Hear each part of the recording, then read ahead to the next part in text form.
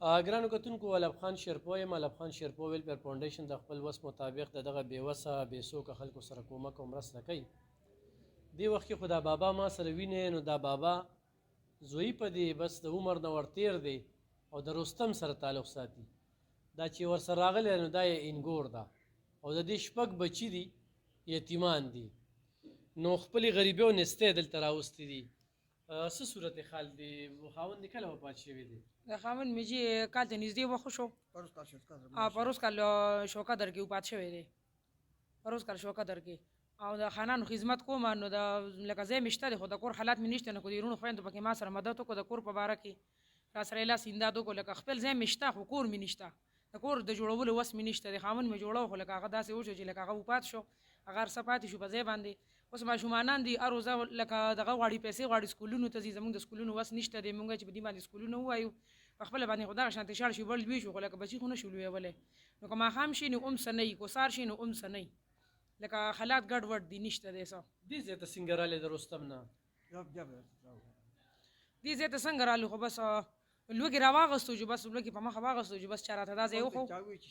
شیرپا دا ستا نوم یې راته یاد کړو. شیرپا نه دغه ستا نوم څه دی؟ زما نوم نوشاد.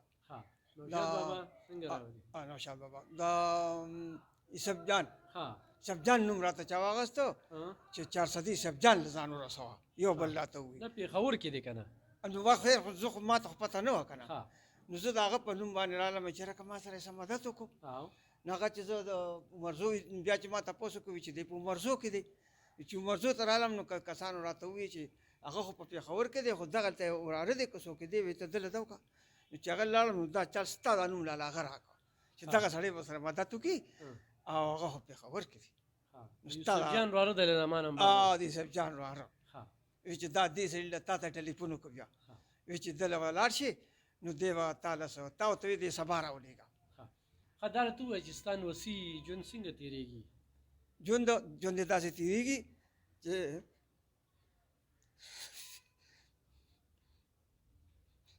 ماښام شي ډوښۍ والي په کورونو ګرځي چمکاوڼ کې، څوک ورله پخکړې ورکړي، څوک ورله ورکړي، څوک ورله ډوډۍ ورکړي، څوک ورنه کړي. دغه حالات دی.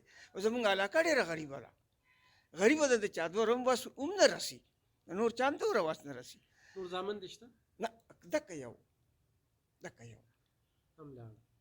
اوس خو شپږ نوسي دي که نه؟ اوس مې نوسي شپږ څلور هلکان دي، څلور هلکان دي، دوه جیرکۍ دي. دا یو پکې وړه ده چې دا پکې وشته او یوه پیغله ده. نو اوس لکه مزدورۍ نه دي، په هوټل کې د لوښو انځور هم نه دي او د چا د کار نه دي، د مزدورۍ نه دي. خانانو له دا مشر دی نو تنګېدو به را تښتېدو به چې کار به تنګ خو نه رو به تښتېدو، بیا نه شم تېرولی. پابندی ژوند وړوکی دی، د تصویر کې دی ته به وینې وړوکی دی، نو تنګېدو به د شیخ ملتون کې په 15,000 روپۍ میاشت باندې ورکړی، نو هغه به بیا را تښتېدو. نو هغه سکول پې هم خراب شو، نو بیا وروسته چې په 15 کې پاتې شو او چې دی نو هغه کار یې ونه کړو، نو اوس هم واپس بیا په 15 کې داخل کړی دی. ګرانو کتونکو 0341 34 60 345 دا د دوی ډایرکټ نمبر دی. په دې باندې به زموږ د موبایل اکاونټ نمبر ومي، موږ سره هم مدد کولی شي. بابا بیا هم موږ راغوښتي شو، دلی هم ورکولی شو، ده ته هم رالیږلی شي. ډېر خلک ورته داسې کالونه کوي چې انعام درې ورته ګڼګپي به کوي. صحیح ده؟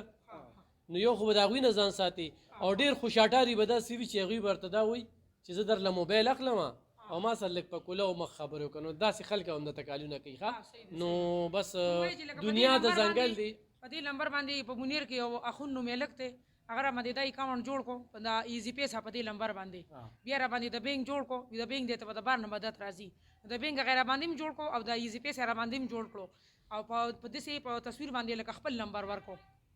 هغه تا سره خپله ښېګړه کړې ده، هغه تا سره خپله ښېګړه کړې ده، په تا به اکاونټ هم جوړ کړی دی، دغې هم جوړ کړی دی، ورده هم ورکړی دی، خپل هم ورکړی دی. اوس ما زه به خپل هم ورکوم او ستا دا هم ورکوم، خو یو سړی تا ته رالیږي خو ما ته یې رالیږي، خو امانت ستا دی. نو دغه څه خبره نشته دی ښه چې ته به وایې چې هغه به زما یا پیسې یا اخوا دېخوا یو خپل کوشش کړی ټلیفون هم رانغی، نه میسج راغی نه ټلیفون راغی، راځي به ټلیفون نه به راځي. صحیح ده؟ ګرانو کتونکو دغه مدد او کومک ورسره وکړئ.